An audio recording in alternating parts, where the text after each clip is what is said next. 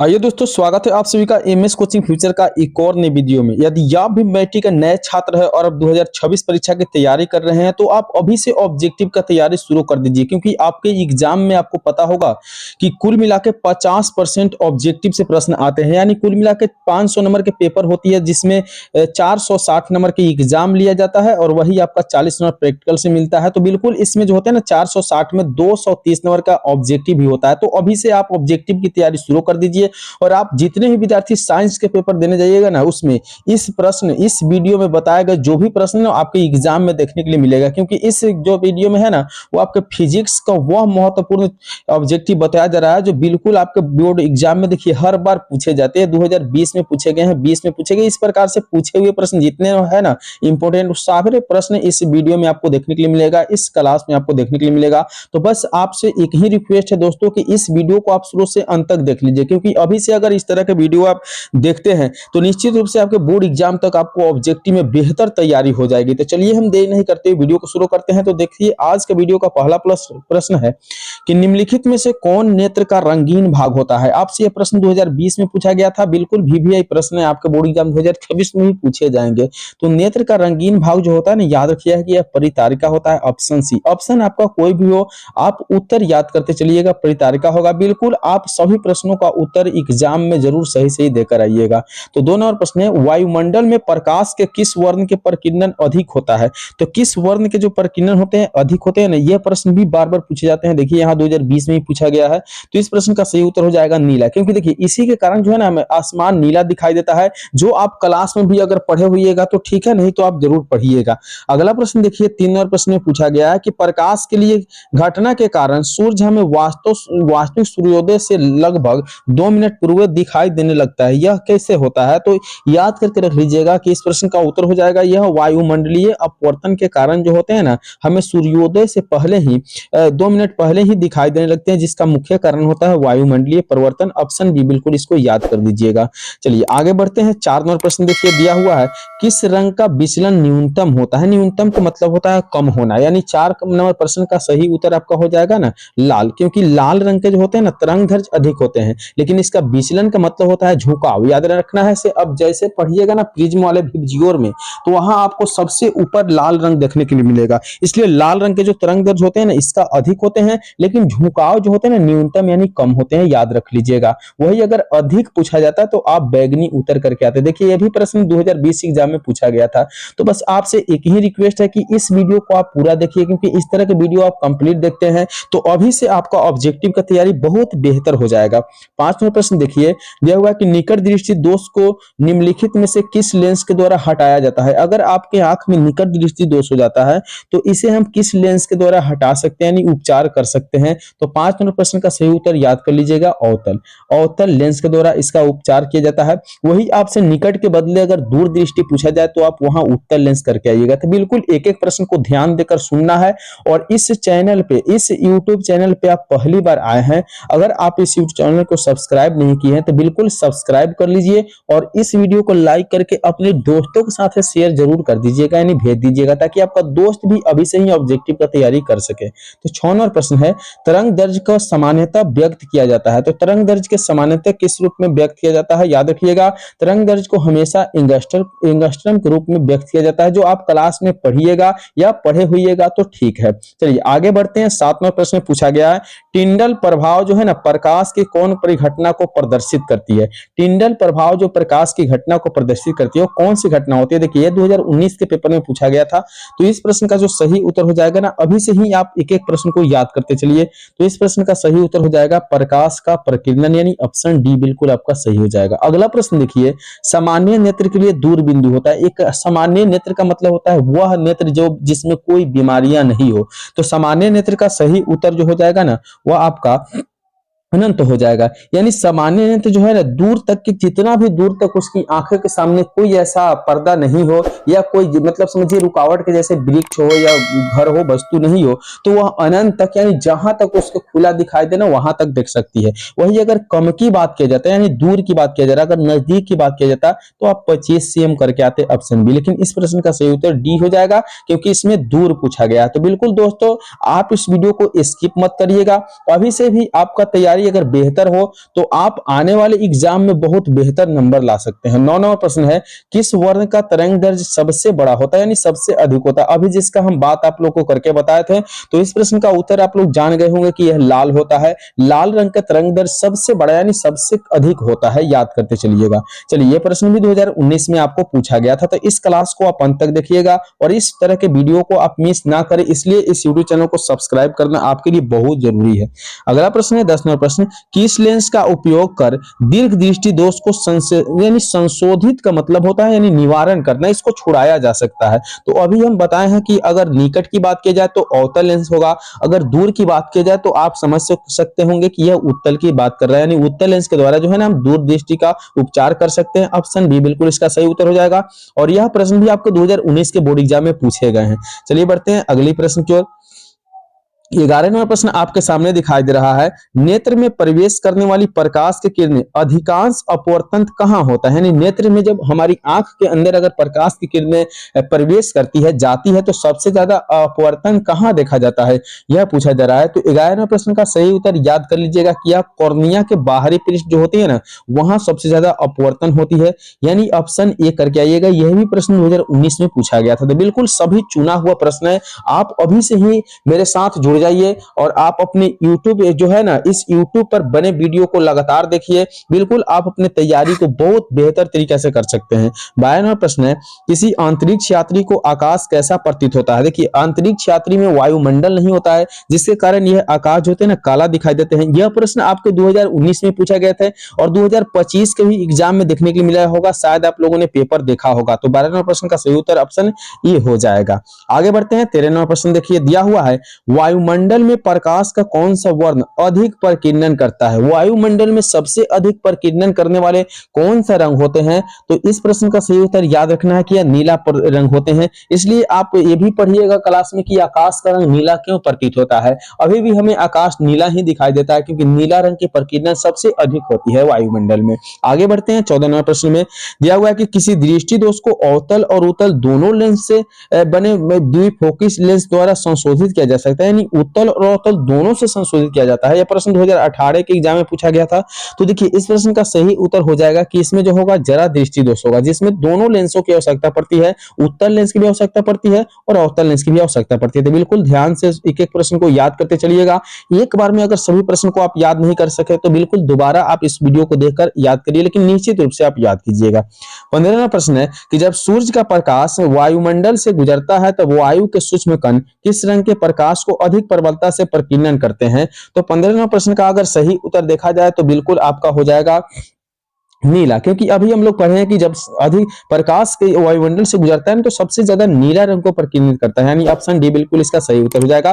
तो क्वेश्चन जो है आपको एग्जाम में थोड़ा सा घुमा फिरा के पूछा जाता है, इसलिए हम क्वेश्चन को घुमा फिरा के सेट किए हैं ताकि जितने भी विद्यार्थी इस क्लास से जुड़े हुए हैं, इस वीडियो को देख रहे हैं, उनका एग्जाम में बहुत ज्यादा बेहतर नंबर आए। अगली प्रश्न देखते हैं। 16वां प्रश्न पूछा गया है कि पुतली के आकार को कौन नियंत्रित करता है? तो पुतली को आकार को जो नियंत्रित करने वाले होते हैं ना, वो परितारिका होते हैं। देखिए, फिर इस प्रश्न को हम दोबारा इस सेट किए हैं क्योंकि देखिए, आपको वह प्रश्न रट जाना है, याद कर जाना है जो प्रश्न को एग्जाम बार बार उसकी लैंग्वेज यानी भाषा को बदल के पूछते हैं। तो जितने भी विद्यार्थी इस क्लास से जुड़े हुए इस वीडियो को देख रहे हैं, बिल्कुल अगर आप अभी तक लाइक नहीं किए तो बिल्कुल लाइक कर दीजिए और इस यूट्यूब चैनल का सदस्य आप नहीं है, बिल्कुल नए हैं, तो आप जुड़ जाइए, बिल्कुल सदस्यता ले लीजिए, सब्सक्राइब कर लीजिए और आपका रिजल्ट बेहतर आएगा 2026 बोर्ड परीक्षा में। तो अगली प्रश्न देखिए, दिया हुआ है कि एक साधारण प्रिज्म कितने सतहों से घिरा होता है? इस प्रश्न को भी घुमा फिरा कर पूछा जाता है, आगे हम बताएंगे। तो प्रिज्म जो होती है ना 5 सतहों से घिरे होती है, इस बात को याद करके रखिएगा। बिल्कुल प्रिज्म जो होती है ना इस तरह त्रिभुज की भांति बनता है। यह प्रश्न भी 2018 के एग्जाम में देखने के लिए मिला था। अगले प्रश्न देखिए, 98वां प्रश्न दिया हुआ है, सामान्य नेत्र अधिकतम कितनी दूर तक की वस्तुओं को स्पष्ट रूप से देख सकता है? तो सामान्य नेत्र जो होते हैं ना अधिकतम पूछा जा रहा है, तो फिर वही बात है। 98वें प्रश्न का भी उत्तर आप लोग शायद जानते होंगे कि अनंत की चर्चा अभी किया गया है, लेकिन आप लोग देखिए किस तरह से एग्जाम में प्रश्न को होते हैं ना घुमा फिरा कर पूछे जाते हैं और आप लोग क्या करते हैं कि रट कर जाते हैं। जब भी अनंत की बात किया जाए तो वह जो होते हैं ना दूर तक देखा जाता है, तो दूर तक देखने की बात की जाए तो अनंत होता है, ठीक है, आगे बढ़ते हैं। 19वां प्रश्न है कि नेत्र लेंस की फोकस दूरी कम हो जाना कौन सा दृष्टि दोष उत्पन्न होता है? तो अगर नेत्र लेंस की फोकस दूरी कम हो जाती है तो इस अवस्था में आपके नेत्र में जो होती है ना बीमारियां उत्पन्न होती है वो निकट दृष्टि दोष वाले बीमारी हो जाते हैं। ऑप्शन ए इसका याद करके रखना है। अगले प्रश्न देखिए, 20वां प्रश्न आपको देखने के लिए मिल रहा है कि नेत्र में प्रवेश करने वाली प्रकाश की किरणें अधिकांश अपवर्तन होता है। तो नेत्र में जो प्रवेश करने वाली प्रकाश की किरणें होती है अधिकांश अपवर्तन कहाँ होती है? तो कर्निया के बाहरी पृष्ठ में। अभी हम इसको पहले भी देखे थे, लेकिन देखिए कितनी बार आपको समझाया जा रहा है कि एग्जाम में प्रश्न जो होते हैं ना रोटेट करके पूछे जाते हैं, उसकी लैंग्वेज उनकी भाषा को बदल के पूछा जाता है। इसलिए आपको जो है ना इस वीडियो में जितने भी प्रश्न देखने को मिल रहा है सारे प्रश्न इंपोर्टेंट है और उनके भाषा भी बदलकर आपको बताया जा रहा है। 21वां प्रश्न देखिए, सामान्य दृष्टि के वयस्क के लिए स्पष्ट दृष्टि की न्यूनतम दूरी, सबसे कम दूरी पूछा जा रहा है। तो कम के लिए आप 25 cm जैसे कि आपको पहले भी बताया थे, और दूर के लिए पूछा जाए तो अनंत, यानी ऑप्शन सी इसका बिल्कुल सही उत्तर हो जाएगा। आगे बढ़ते हैं। 22वें प्रश्न में पूछा गया है कि निकट दृष्टि दोष के निवारण। देखिए निकट दृष्टि दोष का निवारण किस लेंस से किया जाता है? 2016 के एग्जाम में भी देखने के लिए मिला था और आपके एग्जाम में भी जरूर आएंगे। तो 22वें प्रश्न का सही उत्तर आप कर सकते हैं। यह जो होता है ना अवतल लेंस, निकट दृष्टि दोष के लिए अवतल और दूर के लिए उत्तल याद रखना है। अगला प्रश्न है, स्पेक्ट्रम में किस किरण का विचलन यानी झुकाव। देखिए आपको पहले भी समझाया था कि विचलन का मतलब झुकाव होता है, ये अधिक होता है। तो अधिक जो होती है बैगनी झुकी हुई होती है, यानी 23 का ऑप्शन डी बिल्कुल सही हो जाएगा। कम की बात करें तो लाल आप लगा कर आइएगा, ठीक है। अगला प्रश्न देखिए, इंपोर्टेंट प्रश्न 2019 के बोर्ड एग्जाम में आपको देखने के लिए मिला था। यह प्रश्न में पूछा जा रहा है कि आंख व्यवहार होता है, यानी आंख में कौन सी लेंस के व्यवहार होता है? हमेशा याद रखना है कि उत्तल लेंस की तरह आंख व्यवहार करती है, यानी ऑप्शन बी बिल्कुल आपका सही उत्तर हो जाएगा। तो फटाफट इस वीडियो को शेयर कर दीजिए अपने दोस्तों के साथ, और इस वीडियो को नए देख रहे हैं ना, पहली बार देख रहे हैं तो लाइक करके इस यूट्यूब चैनल को जरूर सब्सक्राइब करिएगा। अगला प्रश्न है 25वां प्रश्न कि एक एंगस्ट्रम का मान क्या होगा? तो एक एंगस्ट्रम का मान क्या होगा याद करके रख लीजिएगा अभी से ही। एक एंगस्ट्रम के मान जो होते हैं ना 10 के पावर -10 मीटर होते हैं। ऑप्शन ए बिल्कुल आपका सही उत्तर हो जाएगा। 26वां प्रश्न है कि श्वेत रंग कितने रंगों के मेल से बना होता है? तो श्वेत रंग जो होते हैं ना 7 रंगों के मेल से बना होता है। अगला प्रश्न यानी 27वें प्रश्न में आपसे पूछा जा रहा है कि मानव नेत्र के जिस भाग पर किसी वस्तु का प्रतिबिंब बनता है वह क्या कहलाता है? तो जिस भाग पे प्रतिबिंब बनता है ना दृष्टि पटल कहा जाता है। याद रखना ऑप्शन डी बिल्कुल इसका सही उत्तर हो जाएगा। आगे बढ़ते हैं। 28वें प्रश्न पूछा गया है कि प्रकाश के किस रंग का तरंग दैर्ध्य सबसे अधिक होता है? तो तरंग दैर्ध्य सबसे अधिक कहा जाए तो ये लाल करके आना है, अगर कम कहा जाए तो बिल्कुल याद रखना है कि ये बैगनी को हो जाते हैं। अगले प्रश्न 29वें प्रश्न में आपसे पूछा जा रहा है कि निकट दृष्टि दोष वाले व्यक्ति के चश्मे में होता है। तो निकट दृष्टि दोष वाले व्यक्ति के चश्मे में हमेशा लगा होता है अवतल लेंस। याद करके रखना है, ऑप्शन बी बिल्कुल इसका राइट उत्तर हो जाएगा। अगले प्रश्न की ओर बढ़ेंगे। 30वें प्रश्न में पूछा जा रहा है कि प्रिज्म से प्रकाश का कौन सी परिघटना घटती है? प्रिज्म से प्रकाश का कौन सी परिघटना घटती है? तो 30वां प्रश्न भी बहुत इंपॉर्टेंट है, आपके एग्जाम में देखने के लिए मिलेगा। तो इस प्रश्न का सही उत्तर करके आएंगे कि वर्ण विक्षेपण, यानी प्रिज्म से प्रकाश की परिघटना वर्ण विक्षेपण कहलाता है। यह एग्जाम 2015 में पूछा गया था, बिल्कुल आपके लिए भी बेस्ट क्वेश्चन है। अगला प्रश्न 31वें प्रश्न में कहा गया है कि स्पेक्ट्रम प्राप्त करने के लिए उपयोग किया जाता है। तो स्पेक्ट्रम के लिए उपयोग किया जाता है प्रिज्म का। याद रखना है, ऑप्शन डी बिल्कुल इसका सही उत्तर हो जाएगा। आगे बढ़ते हैं। 32वें प्रश्न में पूछा जा रहा है आपसे। 32वें प्रश्न में कहा गया कि किसी कोलाइडी विलयन में निलंबित कणों से प्रकाश के प्रकीर्णन को कहा जाता है। तो कोलाइडी विलयन में निलंबित कणों से जो प्रकाश के प्रकीर्णन होते हैं ना उसको याद करके रखना है कि आपको टिंडल प्रभाव कहा जाता है, यानी ऑप्शन सी बिल्कुल इसका सही उत्तर है। हर बार एग्जाम में पूछे जाते हैं और 2014 के एग्जाम में भी आए थे।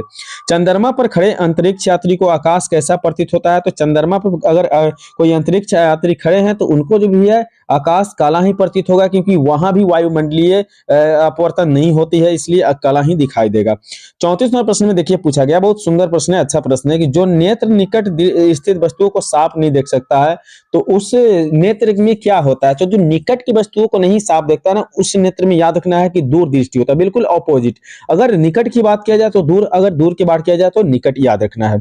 35वें प्रश्न में कहा गया है कि द्रव प्रकाश में किस वर्ण का तरंग दैर्ध्य न्यूनतम होती है? द्रव में अगर प्रकाश की चाल कहा जाए तो किसका जो होता है सबसे न्यूनतम मतलब क्या होता है? कम होता है। आपसे बार बार कहा जा रहा है, बिल्कुल याद करके चलिएगा। तो बैगनी का जो होता है ना सबसे कम होता है, ऑप्शन ए बिल्कुल इसका सही उत्तर हो जाएगा। चलिए 36वां प्रश्न देखिए दिया हुआ है, कांच प्रिज्म द्वारा उत्पन्न श्वेत प्रकाश के स्पेक्ट्रम में किस रंग की किरण का झुकाव सबसे अधिक होता है? तो किस रंग की किरण के सबसे अधिक झुकाव होता है? 2011 के एग्जाम में आया था। तो इस प्रश्न का सही उत्तर हो जाएगा आपका बैगनी का झुकाव जो होते हैं ना अधिक होते हैं, यानी 36वां प्रश्न आपसे पूछा जाए तो बिल्कुल इसका सही उत्तर डी करके आएंगे। अगले प्रश्न की ओर बढ़ते हैं। 37वां प्रश्न में देखिए कहा गया, बिल्कुल इंपोर्टेंट प्रश्न इस क्लास में आपको देखने के लिए मिल रहा है।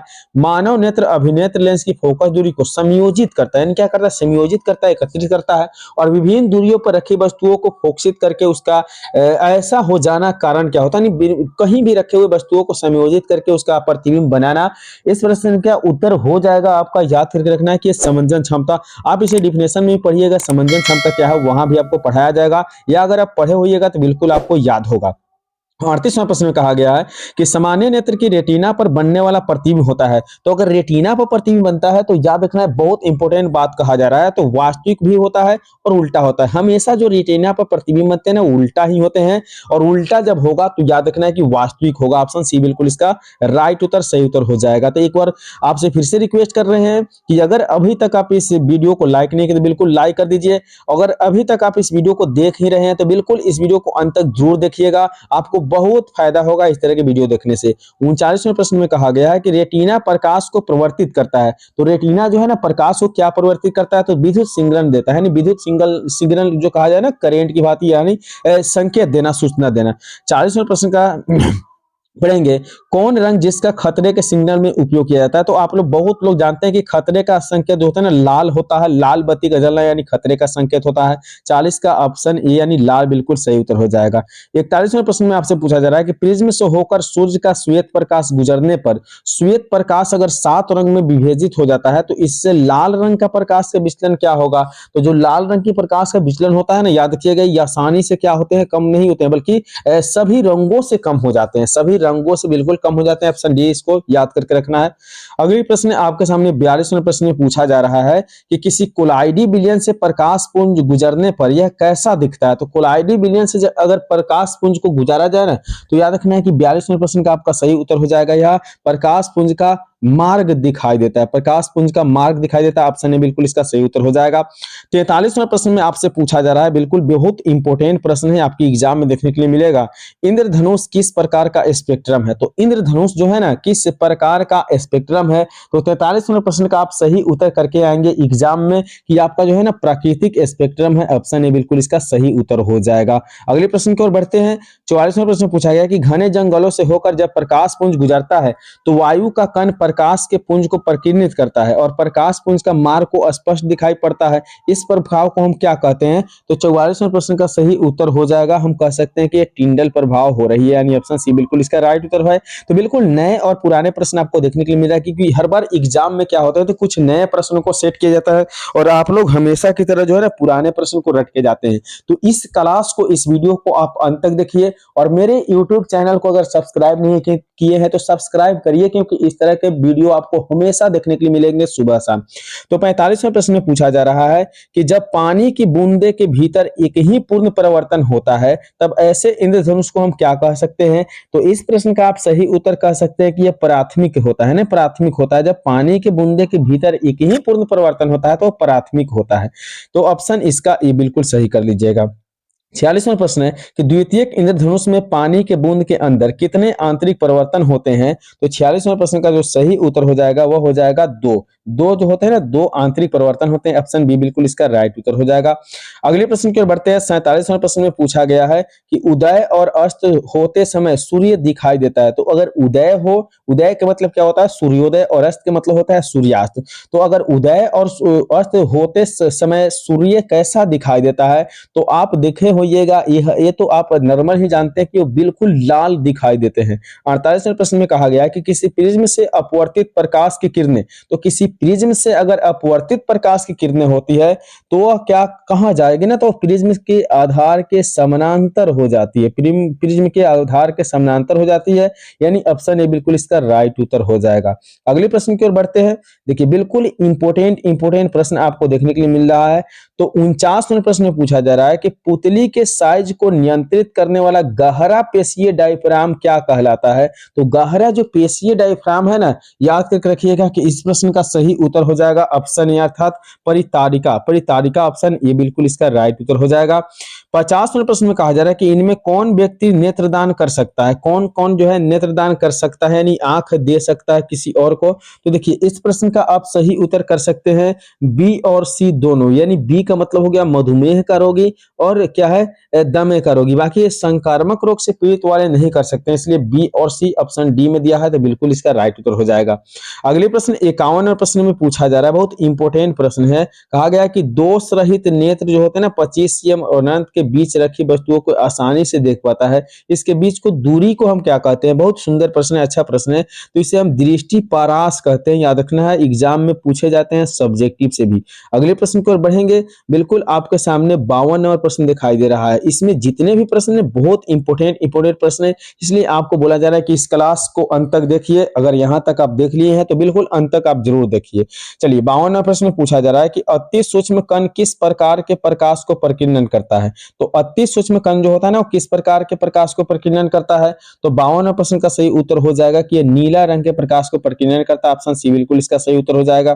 53वां प्रश्न में कहा जा रहा है कि कांच का अपवर्तनांक किस वर्ण के लिए अधिकतम होता है। तो कांच का अपवर्तनांक किस वर्ण के लिए अधिकतम होता है, तो 53वां प्रश्न का आप सही उत्तर कर सकते हैं कि यह जो बैगनी जो होता है ना बैगनी के लिए अधिकतम होती है।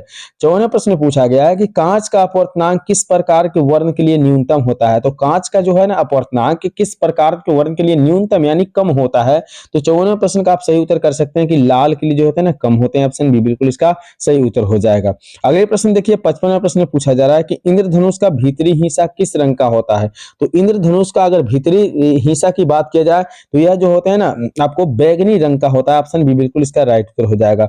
अगले प्रश्न 56वां प्रश्न पूछा जा रहा है कि प्रकाश तरंगे का अभिलाक्षणिक नियतांक होता है। तो प्रकाश तरंगे के अभिलाक्षणिक नियतांक क्या होते हैं, तो 56वां प्रश्न का आप सही उत्तर कर सकते हैं कि ये आवृत्ति होते हैं, ऑप्शन ए बिल्कुल इसका राइट उत्तर हो जाएगा।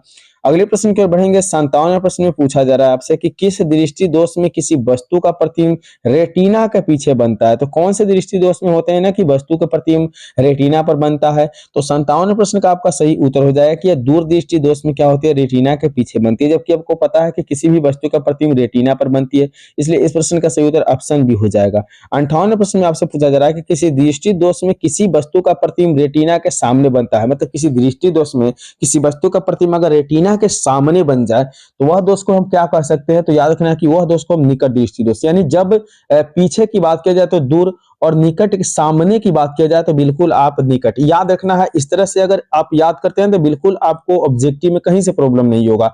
तो 59वें प्रश्न में कहा गया है कि इंद्रधनुष का बनना किस परिघटना पर आधारित है। तो 59वें प्रश्न का सही उत्तर आपका हो जाएगा, याद करके रखिएगा कि प्रकाश का वर्ण विक्षेपण के कारण जो होता है ना इंद्रधनुष बनते हैं, यानी ऑप्शन सी बिल्कुल राइट उत्तर हो जाएगा। अगले प्रश्न है कि श्वेत प्रकाश का प्रक्रम, श्वेत प्रकाश का जो श्वेत प्रकाश वर्ण क्रम में किस रंग की किरणों के विचलन अधिक होता है, विचलन अधिक होता है, यानी श्वेत प्रकाश वर्ण क्रम में किस रंग के किरण का विचलन सबसे अधिक होता है, तो 60वें प्रश्न का सही उत्तर हो जाएगा बैगनी का सबसे अधिक होता है, यानी ऑप्शन डी बिल्कुल इसका सही उत्तर हो जाएगा। 61वें प्रश्न में आपसे पूछा जा रहा है कि तारे के टिमटिमाने का कारण क्या होता है। तो जब तारे टिमटिमाती है ना तो उसे हम कह सकते हैं कि ये वायुमंडलीय अपवर्तन हो रहा है, ऑप्शन सी बिल्कुल इसका राइट उत्तर हो जाएगा। 62वें प्रश्न में आपसे पूछा जा रहा है कि मानव नेत्र के लिए दृष्टि का अस्तित्व क्या होता है। तो मानव नेत्र के लिए जो दृष्टि का अस्तित्व होता है ना वो 1/16 सेकंड होता है, 1/16 सेकंड, ऑप्शन बी बिल्कुल याद करके रखना है। अगले प्रश्न की ओर बढ़ते हैं। देखिए 63वें प्रश्न में आपसे पूछा जा रहा है कि किसी वस्तु का प्रतिबिंब आंख के जिस भाग पर बनता है उसे हम क्या कहते हैं। तो वस्तु का प्रतिबिंब अगर आंख के भाग पर बनता है उसे रेटिना कहते हैं, हम अभी भी बता रहे हैं और फिर इससे पहले भी हम डिस्कस किए थे, बताए थे, तो एक एक प्रश्न को बिल्कुल याद करके रखिएगा। 64वें प्रश्न में आपसे पूछा जा रहा है कि टिंडल प्रभाव प्रदर्शित करता है। तो टिंडल प्रभाव क्या प्रदर्शित करता है, तो यह प्रकाश का प्रकीर्णन, यानी ऑप्शन डी में जो देख रहे हैं प्रकाश का प्रकीर्णन यही करता है, ऑप्शन डी बिल्कुल इसका राइट उत्तर हो जाएगा। तो इस चैप्टर से जितने भी मानव नेत्र से चैप्टर से ऑब्जेक्टिव थे वो सभी ऑब्जेक्टिव आपको बता दिया गया और बिल्कुल यह सभी ऑब्जेक्टिव वीआई प्रश्न है आपके बोर्ड परीक्षा 2026 के लिए। तो जितने भी विद्यार्थी इस क्लास को अंत तक देखे, इस वीडियो को अंत तक देखे, आपको बहुत बहुत धन्यवाद। आप कमेंट करके जरा हमें जरूर बताइएगा कि यह वीडियो आपको कैसा लगा और इस तरह के वीडियो आपको हमेशा चाहिए या नहीं चाहिए। चले इसी के साथ इस क्लास को अंत करते हैं, आप लोगों से विदा लेते हैं और मिलेंगे अगली वीडियो में, तब तक के लिए बाय।